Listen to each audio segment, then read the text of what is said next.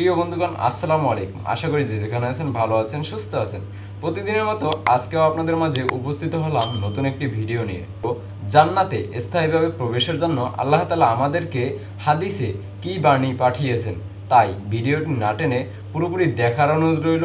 এবং আপনি যদি আমার চ্যানেলে নতুন হয়ে থাকেন তাহলে একটি সাবস্ক্রাইব করে পাশে থাকবেন, এবং ভিডিওটি যদি ভালো লাগে তাহলে শেয়ার করে অন্যদেরকে দেখার সুযোগ করে দিবেন। জান্নাতে স্থায়ীভাবে প্রবেশের জন্য আল্লাহ তাআলা বলেছেন, স্থায়ী জান্নাতে তারাই প্রবেশ করতে পারবেন যাদের পিতামাতা আত্মীয় স্বজন এই পৃথিবীতে ভালো কাজে লিপ্ত ছিল এবং যারা গরিব দুঃখীর পাশে ছিল।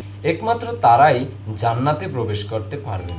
মৃত্যুর পরে ফেরেশতাগণ তাদের কাছে উপস্থিত হবেন প্রত্যেক দরজা দিয়ে এবং বলবেন, তোমরা পৃথিবীতে থাকা অবস্থায় ধৈর্য ধারণ করেছো, এজন্যই তোমাদের প্রতি শান্তি আর আখেরাতের এ পরিণাম কতই না উত্তম। আল্লাহ সুবহানাহু ওয়া তাআলা আরো বলে, মুত্তাকিদের জন্য রয়েছে উত্তম আবাসন, চিরস্থায়ী জান্নাত, যার দরজাসমূহ তাদের জন্য উন্মুক্ত। আল্লাহ তাআলা আরো বলেন, যারা তাদের রবের তাকওয়া অবলম্বন করেছেন তাদেরকে দলে দলে জান্নাতের দিকে নিয়ে যাওয়া হবে। অবশেষে যখন তারা জান্নাতের কাছে আসবেন এবং এর দরজাসমূহ খুলে দেওয়া হবে, জান্নাতের রক্ষীরা তাদেরকে বলবেন, তোমাদের প্রতি সালাম, তোমরা ভালো ছিলে, সুতরাং জান্নাতে প্রবেশ কর স্থায়ীভাবে অবস্থিতির জন্য। প্রিয় বন্ধুগণ, দেখেন আল্লাহ তাআলা আমাদের জন্য কত সুন্দর পরকালীন জীবনে জান্নাতের ব্যবস্থা করে রেখেছেন।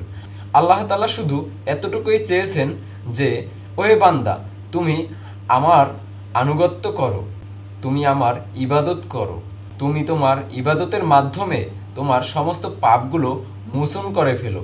আল্লাহ তাআলা এত সুযোগ দেওয়া সত্ত্বেও আমরা আল্লাহ তাআলার আনুগত্য করি না। প্রিয় বন্ধুগণ, আমরা সবসময় আল্লাহ তাআলার ইবাদতে মগ্ন থাকবো, 5 ওয়াক্ত নামাজ পড়বো।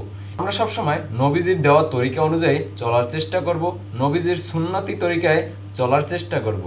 প্রিয় বন্ধুগণ, আজকে বিদায় নিচ্ছি।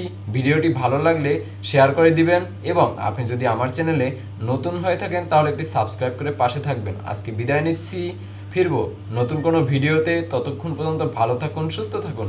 আসসালামু আলাইকুম ওয়া রাহমাতুল্লাহ।